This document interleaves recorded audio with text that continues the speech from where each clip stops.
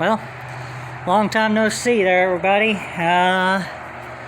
Been getting the hay equipment ready to go, and of course, all I gotta do is hook up the PTO, and then it'd be ready to go.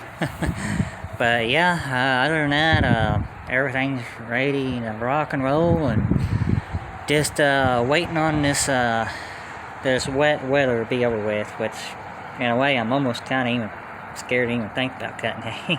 As much as rain we've had this spring, yeah, it's going to be pretty wet. But I think I'm going to try to start cutting tomorrow. And I think what I'm going to do, I'm just going to do kind of like I do every year, just kind of start off cutting this area and some of the smaller areas. And I do have a small field out that direction I can cut, and I don't have to really worry about sinking the tractor. But we got one field that really does need to be cut. Of course, we got a mixture of last fall we planted a mixture of winter wheat, and it's the beardless wheat, not the bearded. But we did that and fescue and I think ryegrass. But my granddad's wanting to get it cut, but it's just, like I said, all this rain we've had and stuff so far, it's just, man, I'm just kind of scared to even attempt to get out there. Probably won't be so bad with the 110 here, because it's not as, I don't think it's as heavy as the John Deere, but still, yeah, I'm just, yeah, but I'm kind of afraid if I wait,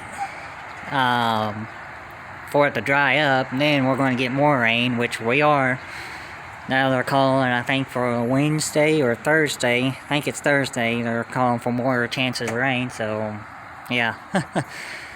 So that's, like I said, I'm afraid if by the time I sit there and kind of let it dry up, it's going to rain again.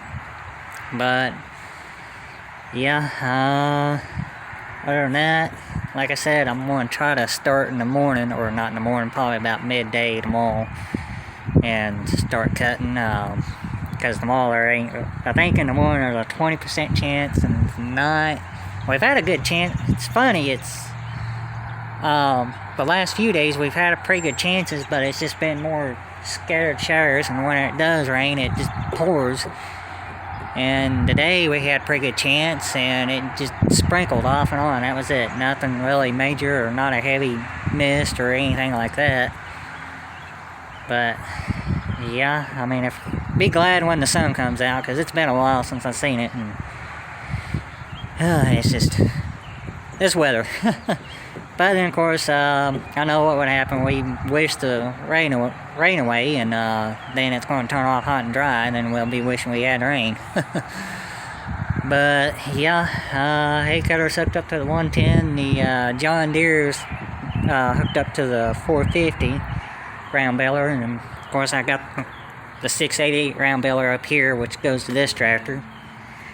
And I got my Massey 604 hooked up to the hay rake, and of course, I'd been leaving the hoods open to the tractors. Of course, Grandpa pulled this in here earlier because they had it up at the shop working on it. And so he nosed it in here and opened up the hood because of those stupid birds. You leave the hood shut, they'll build a nest in it, but if you leave it open, they won't even touch it.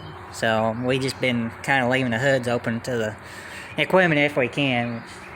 Good majority of our tractors, the hood open up, so yeah. Just got this thing hooked up to the rake, and I did take my loader off that, and I kind of wanted to see how hard it'd be, because this is the first time I took it off, and it's actually pretty easy. The only thing I don't like when you're trying to unhook the hoses is the exhaust right there, so you got to be kind of careful about whenever you go to unplug it and don't kind of get your arm into that. That's the downside of that. But other than that, it's a lot easier than that old bush hog loader I had on that 231. A whole lot easier. But yeah, I'll definitely get to use this to rake hay. And like I said, this was up there at the shop. And we was having, I noticed last weekend that one of the old valves back here, kind of like this one here, was leaking, and it was leaking there on the side. And last year we had to replace this one after we got it back from the dealership, and of course the dealership replaced this one here. And my granddad was going to replace that one, but I guess he decided not to, and which he's here to the loader. And I almost thought about taking the loader off, but granddad wants to keep the loader on this one, but I took the loader off the John Deere because he wanted it off of that one. But yeah, that's, like I said, everything's ready to rock and roll, just depending on Mother Nature. But yeah, I think that's going to be it. Not really going to be that long of a video. Like I said, just kind of waiting on the weather.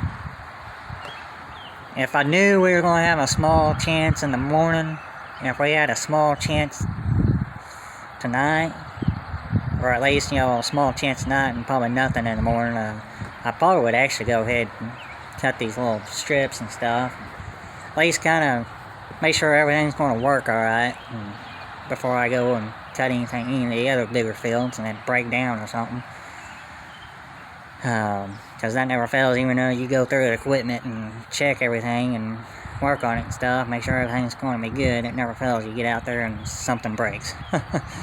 So yeah, but other than that, like I said, it's pretty much hay cutting time. Just waiting on the weather. Just waiting on it to get here. Yeah, I believe that'd be it. I'll see y'all later. Thanks for watching. Hope y'all have a good one.